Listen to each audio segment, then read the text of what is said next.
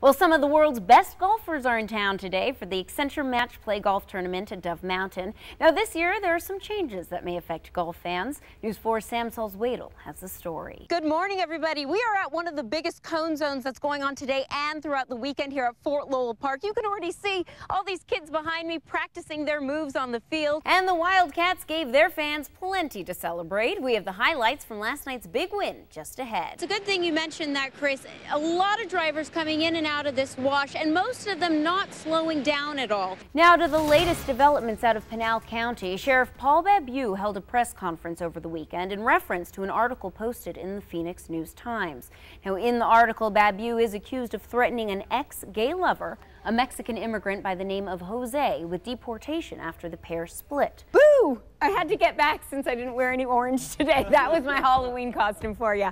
All right, good morning, everybody. Time to get to your cone zone. Let's go on outside. Welcome back. Well, continuing on with our spring cleaning week, we're going to tackle an area you really may not think about when it comes to the phrase spring cleaning. And this morning, we're getting our first hints at how 2.5 Men will go from Charlie Sheen to Ashton Kutcher. The theory is that because she's getting the most airtime, especially on all the promos, that she's going to be the winner. However, from reality TV, we kind of have learned that sometimes they purposely lead you in that direction and then flip the switch. It's actually a big problem, and since this week is National Tire Safety Week, I went and asked some locals how much they really know about their tires. And here with us again is Reggie Kelly. Now, you had me going with the sticky and the tile. You said the word grout and it scared me. Now with me is Britt Klein, who's with Tucson Water. Britt, explain to me when you guys got out here and what we can expect in terms of when this will be finished. Earlier, Officer Molina was telling me, drive with a friend or a buddy. That way you can switch off your driving, especially if you're leaving at night.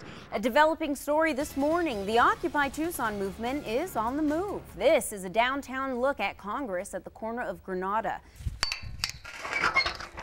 Alex Komacek isn't your average pet owner. That's because she has 2 camels. Now, how old is Nessie? Nessie is 2.5. She'll be 3 in May, which is still very young. And how much does she weigh? There we go. Probably maybe about 800 pounds. But she's only half of the family. Baby, her counterpart, weighs in at 1,000. Their size.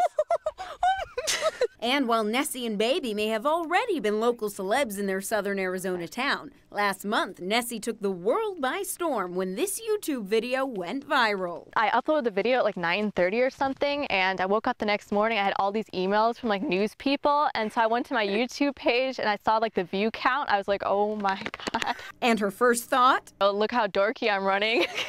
But dorkiness aside, Alex says she's happy the video became such a hit because she wants to help educate others about camels. And while Nessie's happy dance is one of her tricks, it's not her only one. She gives kisses. Kiss? Nessie, kiss? Nessie. Well, at least to some people. She'll give you a neck rub. And if you're lucky, even a hair wash. Oh my God!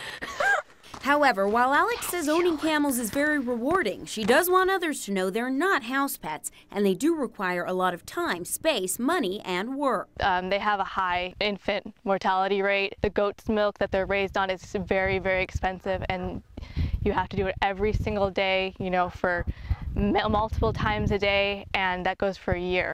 For people thinking about plastic surgery, going out of the country to save some money may sound like a good idea. But according to Veronica Dimsky, the deal she got was too good to be true. I want so bad to go home. I was begging God and my husband to take me out of there. For Veronica Dimsky, her 60th birthday was a milestone, and to celebrate, she was planning on treating herself to a much-anticipated facelift and nose job. To save some money, she found a doctor in Mexico. But things didn't go as planned. My head started to grow to 3 times size a human head. I was black and blue. I was scared. I didn't know what to do. Meanwhile, her husband was desperately trying to get her home but couldn't because she couldn't fly in her condition. When she finally got back to Arizona, he was shocked. And that's when they turned to Dr. Gwen Maxwell, who says what's known as medical tourism has become a big problem. There's a huge economic incentive for people to go and seek care in other countries. And this isn't the first time she's witnessed something like this.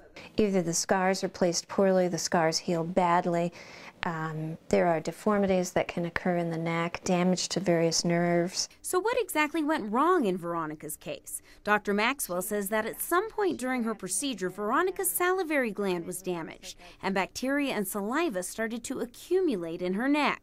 Now, to be balanced, we contacted the company that set Veronica up with the doctor, and they say her issues were a result of not fully complying with the doctor's orders, and released the following statement. It reads in part, "As dissatisfied as this patient was, I have many, many more that are satisfied.